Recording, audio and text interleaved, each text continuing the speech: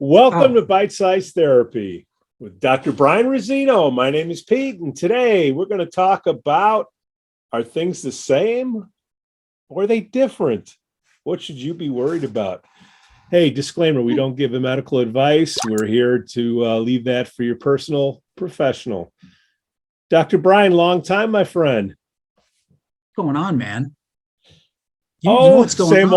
same old, literally. You're going on. You got it going on, buddy. That's what I'm gonna say. Hey, Dr. Raz, I used to shower at night as a kid. Then I started showering in the morning. The difference has been night and day.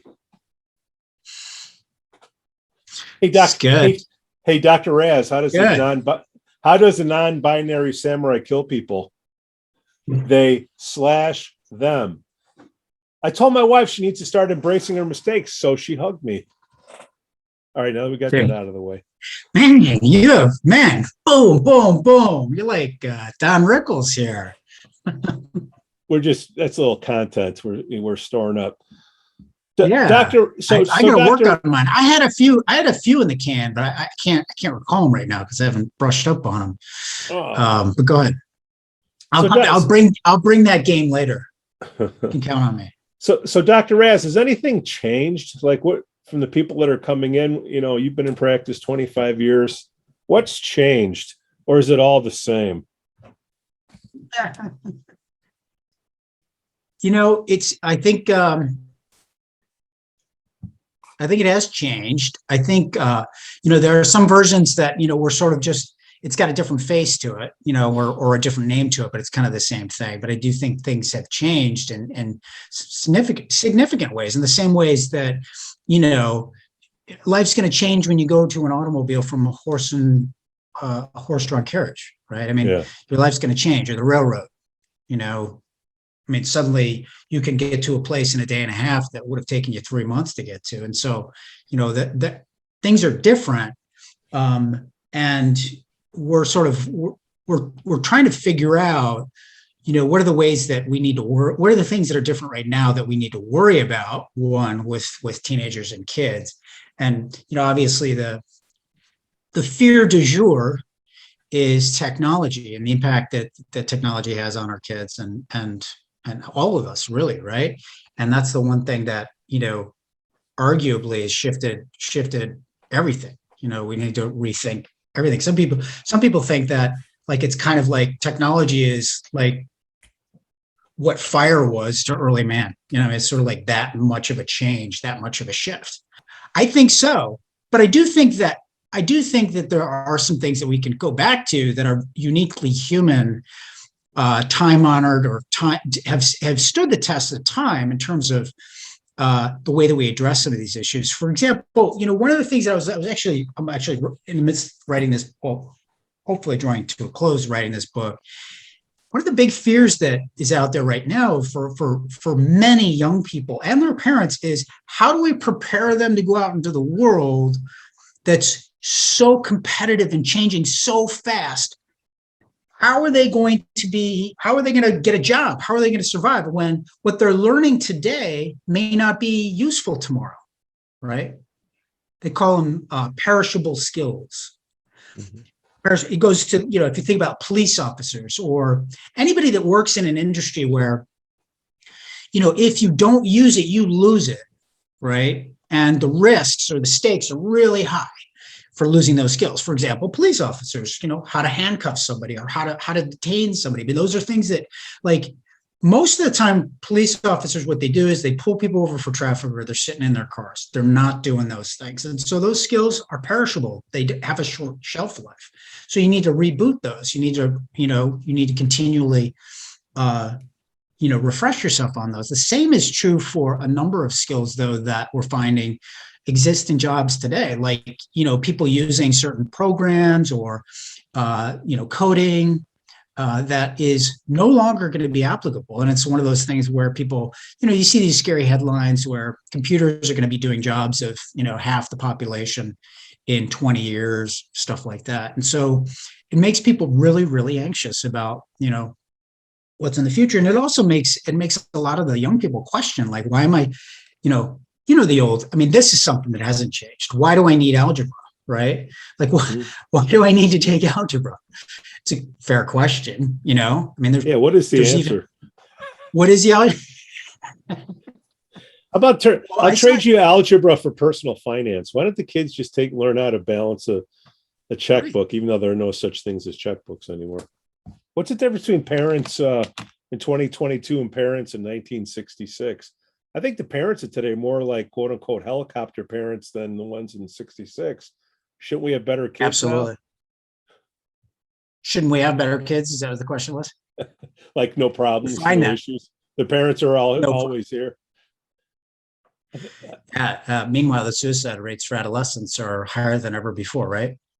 I mean, it's, I think, so a couple of things. One is, you know, reorienting to, you know, what are we teaching and what are the life skills that kids need, right? And are they being shortchanged those life skills because of their exposure to technology? Case in point, social skills and how to talk to other people and how to negotiate with other people and compromise and get along and cooperate and empathize. And those are like essential skills. Those are things that are non-perishable skills, but they're skills that, like, you know, emotional intelligence type skills that arguably will serve people really, really well across disciplines. And also, you know, the ability to, like, you know, take negative feedback, take criticism, deal with setbacks, being able to sort of step back from a problem and realize that, you know, there might be different ways to look at it, you know, and it's, you know, your inability to solve something right now may not reflect your ability to solve it tomorrow. um, you know, those are all like non-perishable skills that are like really important to continue to teach our kids, right? So the big thing that I get concerned about is like what's happening to that. You know, we are so we are so focused on this this technology and the demands of the workplace and all this stuff that we place a lot of emphasis on all these activities and classes for our kids and scheduling them to set them up for the future. And you know, my one concern is like, are we shortchanging something really essential, right? Like the ability to connect with another person and, you know, from a different background, and like understand that other person and have that person understand us, and, you know, work together collaboratively. A lot of teenagers they don't feel like they have a purpose. They don't, it's not real clear like what is going to give them a meaningful life. I think that's one of the big things with all the comforts we do. We're so good at making ourselves comfortable, right? Mhm. We can take care of every little ailment. There's an aspirin for this, or there's a pill for that, or, you know, you can get it on demand, or, you know, it's something that's been automated. I mean, we've been gotten so good at taking care of every little comfort. And also, like, it's better to have more, right? It's better to have more and to have the latest phone, the latest technology. This, all of these things get chased down as a source of happiness. What's going to make me happy? It's good. What's going to make me fulfilled? And I think for a lot of kids, it ends up being empty. You know, they don't really they're not oriented in a way. They're not oriented to things that are going to give them a sense of meaning or purpose. That's what I think. And I think, you know, we kind of have to go back to that, you know, and we have to sort of figure out ways to help our kids find their own meaning, find their own purpose. In order to know that it's good to have more, you have to compare it against something. Mhm. And you know, in the old days, you didn't know if you were poor unless, you know, some rich kid moved in the block, because you're just comparing it Yeah. to your neighbors or whatever. Yeah. How much of a role does the media come into play? Because the media, in order for them to be valuable, they have to have people looking at whatever the content is, and you have to advertise. And unfortunately, negative sells more than positive. So there's Yeah. a natural bias towards putting negative headlines. And there's more media that's out there. I believe the kids are sleeping less than 25 years ago, and Yep. they're consuming more content than 25 years ago. So if you're sleeping less, you have the degrees on the wall. You understand what that means to an adolescent's development. Yep. And then if you're sleeping less and you're becoming compromised mentally, and then you're going to these media platforms and you're comparing yourself against somebody else, that's a double whammy. I see that as something it was the same, say 25, 50 years ago. For instance, I believe it used to be that the females, the magazines were pitched towards the females, the glamour magazines and whatnot. Say whatever you want, sexist or whatnot, but everything that was portrayed in there, that was the Instagram back there that you're going to compare your body or your lifestyle to. Right. So however often that publication came out, that's when the cycle would start. Oh man, I'm bummed. Now that cycle's every 5 minutes, right? So it's the same thing that's going on, but it's like, oh man, negative image, or comparing myself against that. There's no way I can look like that. I'm not worth it. And I think there's more cliques, more social entities where people can be a part of to feel like, they belong. I cyber think communities, right? that, but even, throwing the pronouns in there, whether you like them or not, I mean, that's just another branding. So you feel like you belong. Because before the internet, you joined a club, you joined a gang, you join, whatever. So you feel like you're a part of something. And now there's more choices, more options. And are these kids, or even people in general, they're looking for this higher purpose, and they find out, wait, what I've been told isn't true. I don't believe anything anymore. What do I trust? And then they need to get guidance, and they go see you. Is that what happens? In a nutshell, Yeah. I wasn't around, obviously, and I wasn't a functioning adult in the 60s or even a teenager, so I can't really comment subjectively on what the experience was. But people, these magazines, it used to be stacks of National Geographic in people's houses, and you look at these magazines over and over and over again, for better or worse. So yeah, you'd get continually, you get those images that way. But I do think that there's access to information that is unprecedented, information that is, presented, packaged in many different ways, but it's very consumable. It's easily consumed. I was at a Little League baseball game a week ago for my daughter, and a couple of, they do the chants on the side, little chants about the other team or whatever, and they let that happen anymore? They do. They do, right. Actually. Good. Yeah, I was surprised. But there were a couple kids, and they were, what they were singing? They were singing the tune to an insurance company that they like Allstate or something, State Farm or something. And it was like, it had a catchy jingle to it, right? I mean, it's just like what companies do, right? They have these earworms. We call them earworms. So they just they stick with you and hopefully influence you.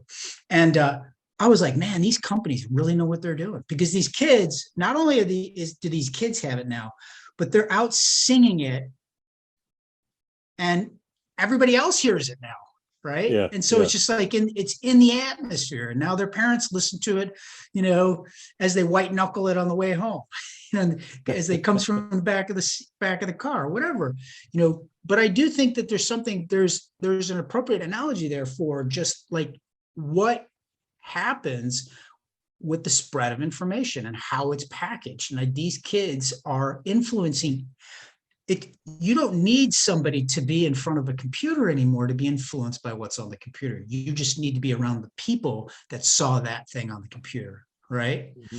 and then you're doing it because you're hanging out with a clique that knows this song or sings this cool Yeah. song. Yeah. Oh, nationwide on my side, nationwide. Okay, yeah, I like that, nationwide. And pretty soon you're saying these things, you don't know what the hell it means. You never saw the commercial, right? So you become this, you become a carrier. Yeah. So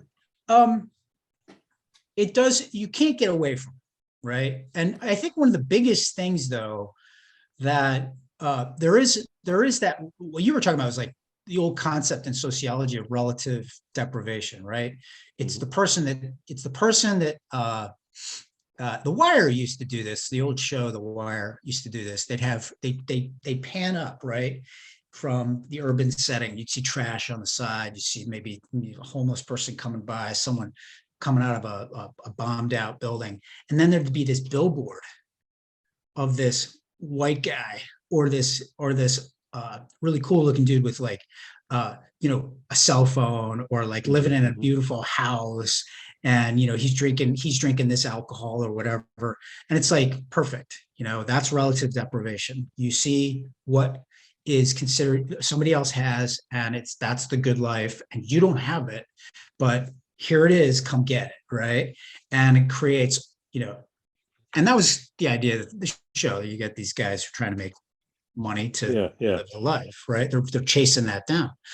So, and that is a real experience with our kids. And I think that one of the things that happens, particularly with teenagers, is there is a bit of a hazing. Like, did you ever have, like, when you were coming up, did you ever have like shoes that you wanted? Gym shoes. Yeah. Gym shoes, like Jordans. Pay less. Yeah, pay less. I remember I got my first pair of Pumas with the fat laces and all that stuff. Yeah. And I was like, I was over the moon, man.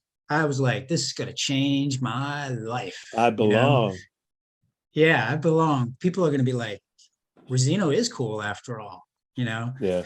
Actually, it did nothing to move the needle on that. But the same is true today, but now it's just like Apple 14, Yeah. What, I have kids who want to know what kind of Apple Watch I have, Yeah. And depending on the type of Apple Watch, like if I have the top of the end, they're looking for the top of the end. Yeah. And I'm wearing a version that's like kind of medium end. And I remember one kid was like, "Oh, that's really cool. Which one is it?" And I said, the standard or whatever. And he's like, "Oh, you didn't get the right. Dude, you have no idea. This thing is awesome. It's amazing. You're branded, man. Yeah. But it's like, well, in that respect, it hasn't changed. I think it hasn't changed there, but there's the nature of it has, the way in which the types of things, there's many more of them, God forbid you're a kid that doesn't have access to a computer, right, much less a cell phone. Well, we're talking about negativity because, there's been the experiments out there. You put a positive story out, a negative story, and people read the negative story first. You're the psychologist. For whatever reason, people, go towards it. But on the positive side of the internet, or it could be a negative, the dopamine, when you get that like, or if you post something and it's accepted, you get, that's a new wave, pat on the back, that a boy, that a girl, hey, great job, but then you fight to get that over and over and over, and you get addicted to it and throw in the no sleep. How does that constant striving, to get that, because the screen time, what's the number you're using now? I've seen 10 hours a day that kids have screen time. But if that's 10 hours a day where you have this stuff, going at it, that can't be a positive thing. That has to be different than it was years ago. Absolutely. And, the studies, it depends on how they define screen time. There are different definitions of that. where, you're watching television. What kind of television are you watching? Are you watching cable, or are you watching, some subscription thing or whatever? Or are you on your computer? Are you doing Minecraft? Like Minecraft, kids can spend 3-4 hours easily on Minecraft. And it's just like, that's like routine, because there's so much like building and arguably creative stuff going on there, versus somebody who is 3 hours on Instagram or 3 hours on TikTok. I mean, those would be very different outcomes, I would imagine. So yeah. Or Fortnite. I mean, we haven't even talked about Fortnite. social gaming. I mean, that's the new way of Yeah. hanging out. Yeah. That is. Yeah. But I mean, which I'm jealous. I wish I had that when I was a kid. That sounds like so cool to me, being able to like get together with a bunch of your friends and like go on a mission and blow stuff up. I thought you did have that, Dungeons and Dragons. Dungeons and Dragons. That's right. I had some of that. Yeah. Dungeons and Dragons was great. I can never find anybody that really knew how to play, though. It was really kind of a secret society in some ways. Does anybody really know how to play that game? Yes. Okay. Yeah. It's still alive and well. Yeah. I don't know if it's more. I don't know if there are more people that play it now than ever. I think it's always kind of just been like this solid percentage of people that gravitate to that game. But what is that?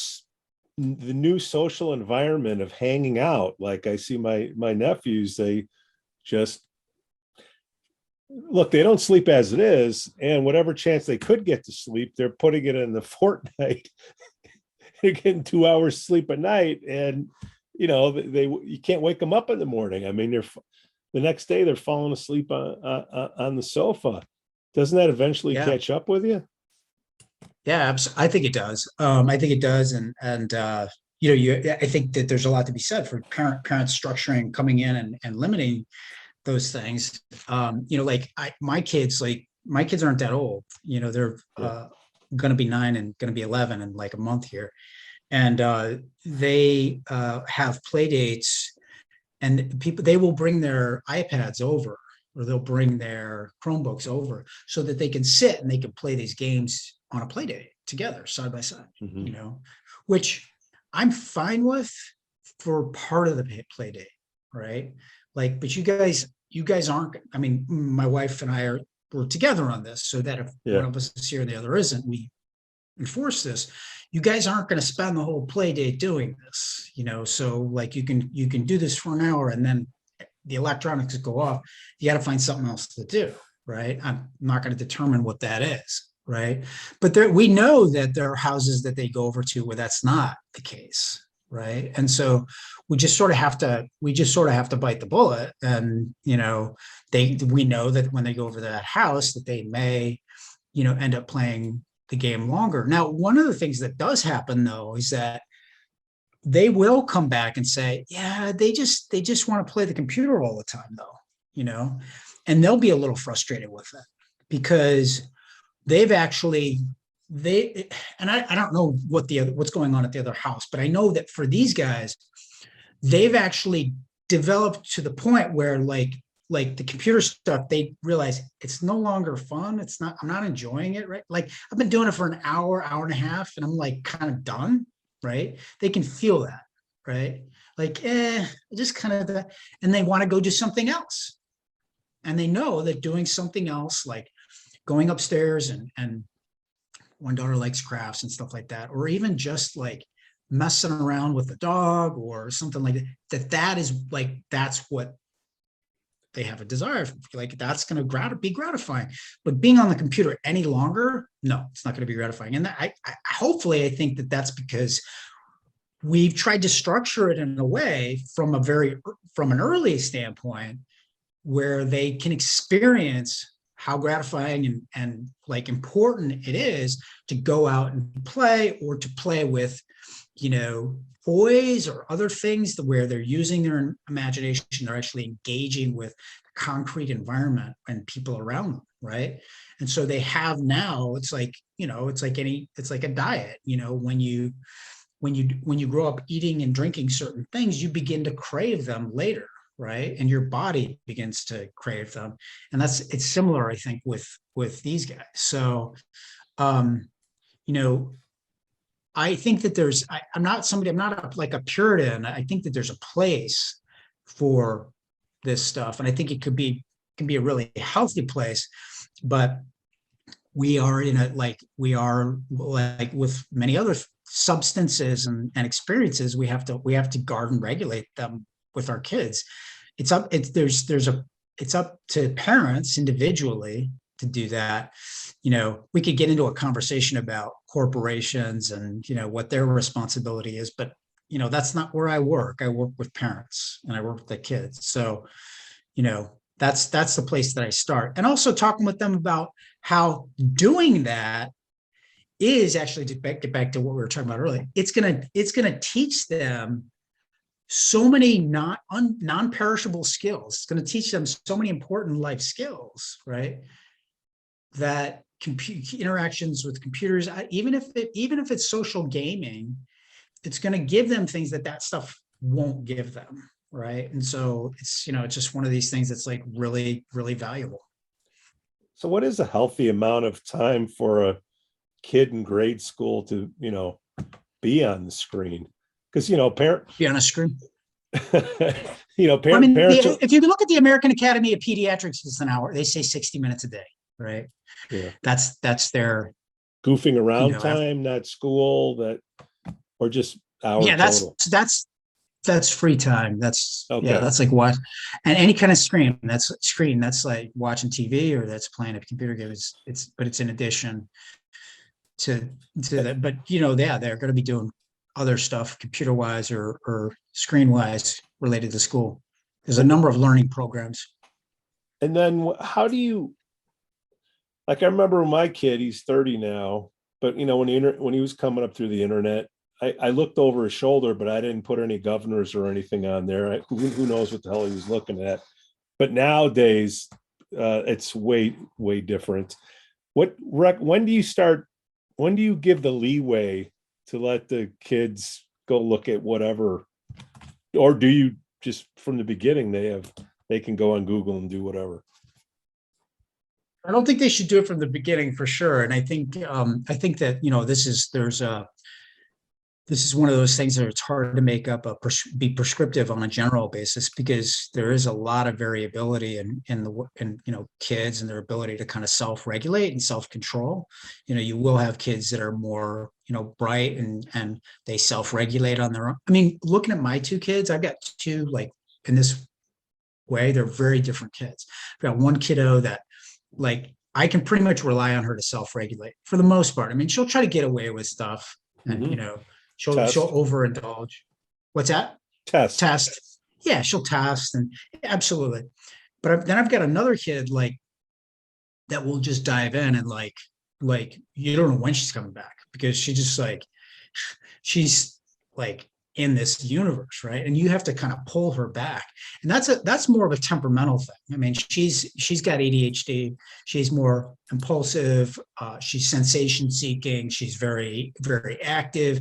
And so for her temperament's just really different. Whereas my older child, she's more conscientious. She's more, she tends towards being more anxious. She likes to follow rules. She's just like, that gives her comfort, right? And so like she has her internal sort of, her internal kind of model of, how things should be done is just different than my other daughter. I believe my other daughter does have an internal model, but it is different than the older one. And she just still, what part of it is age, but it's a temperamental thing. So I think that's something that, like, really comes down to the expertise of the parent. And they, when I talk with parents, like, in many ways, they are the expert on their kid. They're, and they know way more about their kid than I do and probably ever will. So, what we start to do is we start to try to figure out, okay, now this is your kid. This is how your kid tends to behave. How do we match that up with a diet that's going to be helpful for them electronically? I think kids with the ADHD, I do think you need to stay more towards the hour end of things. And you need to be careful about the timing of that stuff too, because their nervous systems are more likely to become dysregulated from exposure to electronics and games that are fast moving and stuff like that. They can be afterwards be irritable or depressed or anxious, much more likely to feel that way because they have that already. They have that regulatory issue in their nervous system. Whereas, kids that tend to be more even keeled, even tempered, you can give them a little bit more room to run with it. If they're reflective, they got some self-restraint, that sort of thing. But I still think you got to keep tight reins on it. I mean, I've had kids who have been exposed to pornography just by first they got started looking at YouTube, and what it was is like somebody on YouTube, they didn't like, it's like, this rabbit hole thing where they went from one thing to the next. There was a social media star, social influencer that they didn't know who it was. So they looked that person up, and then they looked under the images, and under the images were lots of other images. Right. And some of them were not anywhere near what should have been there. Right. Yeah. Right. And so just one click away. Right. And so that's where you get into that slippery slope. You still have to guard.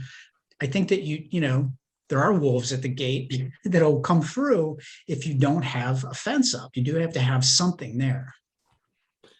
It's a lot different from the days of just hiding your Playboys underneath your mattress. It is. Yeah. Or Swank magazine. Swank, cracked. I had an uncle that had he's a collector. He's one of these collector people. And he had a collection of Playboys. It was one of the things he collected.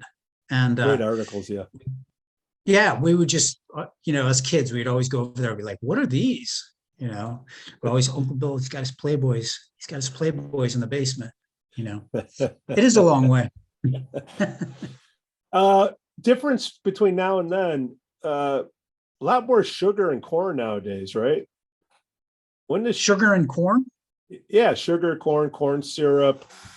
That I want to say 25, 30 years ago, definitely in the 80s. Came into play. Do you think diet comes into a play for a kid's mental health? Yeah. Oh yeah, absolutely. It's one of those things that can really give you a great advantage or a disadvantage. I remember, when so I went to the grocery store the other day and they had these it was like, Halloween's coming up. So they had these old throwback cereals. Mm-hmm. So they had Boo Berry, Count Chocula, Frankenberry. And I was like, oh, wow, this is like, brings me back. So I got one of each and I brought them through the door. You would not believe the look of death I got from my wife. I didn't know that they were gone. Well, no, here, let me just pour a bowl of sugar into your bowl. I mean, it's with marshmallows. I'm sure that'll help ADHD. Don't worry about it. Wash Blue it down marshmallows. With a couple Snickers. Yeah. Here with your strawberry quick milk. Remember that quick? Oh my goodness. That's the stuff we used to. My mom used to buy that stuff. And which one do you want? You want the Frankenberry? You want the Count Chocula? And now it's just like, and not even orange juice. There's a lot. What's that?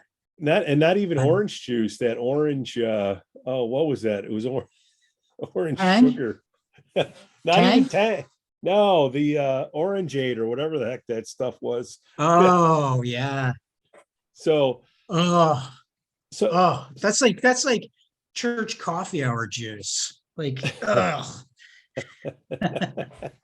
go out there, you get the Sanka, you get a cup of Sanka, and you got the old Orangeade, right? With a oatmeal cookie that may or may not be still good past the expiration date. So Doc, we're talking about, things have changed, but they've kind of stayed the same. It's just how you cope with it. What are some of the coping mechanisms? And we'll wrap this one up. Because I know look, I was born in the 60s. Let's have people chime in on whether they've stayed the same, let's have people weigh in on this subject. Are they the same or are they different? Depends how old they are. You know what I mean? It's look, teenagers have always been pissed at their parents. Okay. Right? I think that's fair. Sure. So if it's not the internet, it's the telephone. If it's not the telephone, it's the letter or the bicycle or whatever. It's always been an issue. It's always been a control thing. It's always been a coming of age. And it's just, how you cope with it and deal with it. And that's kind of, I think maybe Okay. to that answer. I'll revise that because I think we revise. are in a society. Well, we are in a society that's kind of like gradually redefined what it means to be a kid, what it means to be a teenager, right? I mean, like when we were on farms, people had kids so that they could manage the farms, and their like value of life was like their calculation behind the value of life was like very different. So, having a teenager that talked back to you, and told you they weren't going to do stuff like that just didn't, if it happened, it didn't happen for very long. And so, there's that, but the tendency, the drive is to separate and individuate. I think the extent to which we indulge that and how we indulge that, that's something it's evolving. It continues to evolve. I mean, there are people that there's always a concern that, they want to be friends with their teenagers. They don't want to be their parents, right? That's like the whole old, thing. When that gets started, probably in the 70s, right? Yeah. Before then, I don't think it was very common that a parent really had much interest at all in kind of befriending their child.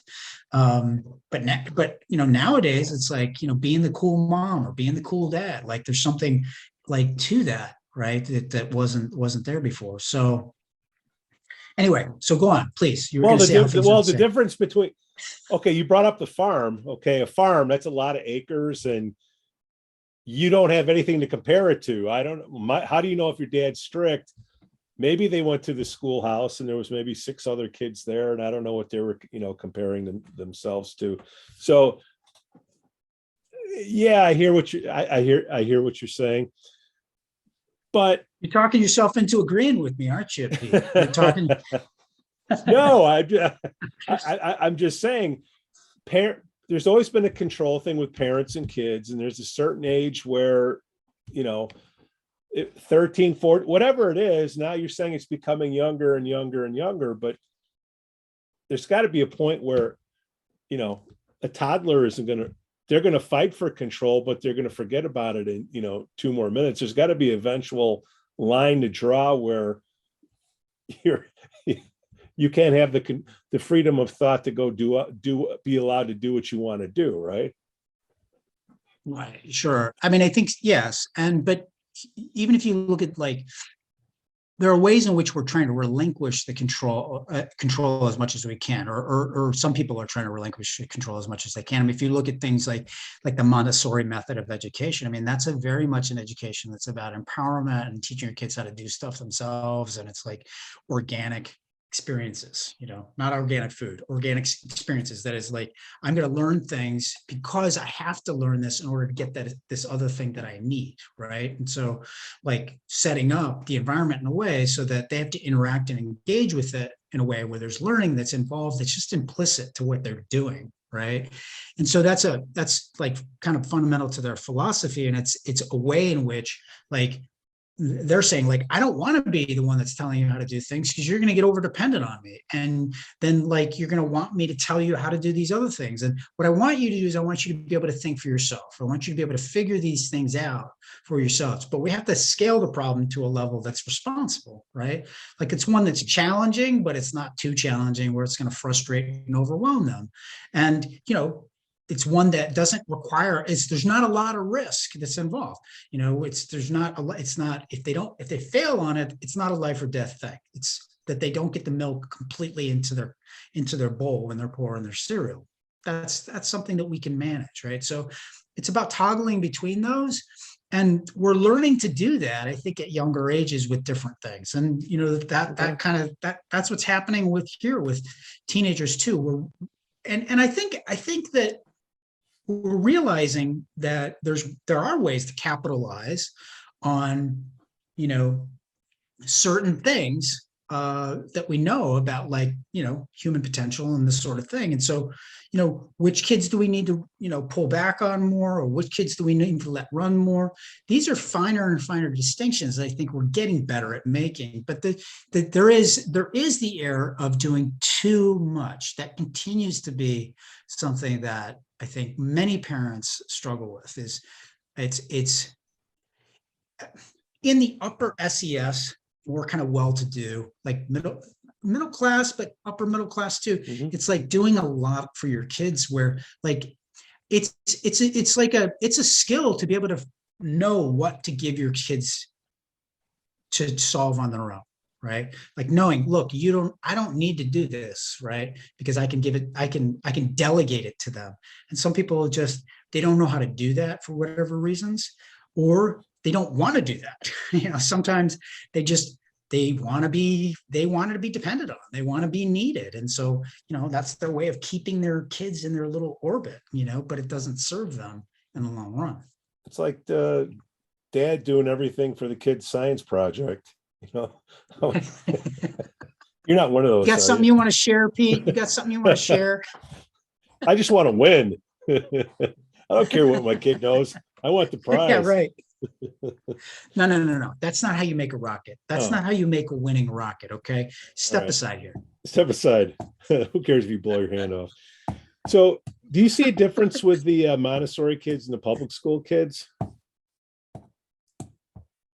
Well, we'd have to define what we mean by difference. I do think, yes, successfully thinking or coping skills or critical thinking, I think when it goes well, I think when you have the right kid, that has the right temperament, and, like there are some kids that are not a good match for a Montessori program because there's just way too much freedom. Like there are some kinds of ADHD kids or kids that have autism. It's not a program that's suited to them because they need way more structure and guidance than that. But kids that are more self-driven or they're more self-possessed and self-regulated, they can do really well with that, and come out very confident.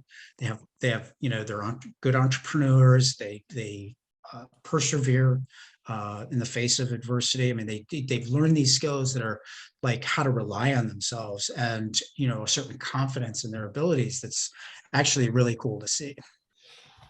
Dr. Brian Razzino, thank you for another engaging conversation on Bite Size Therapy. Thank you, Mr. Jansons.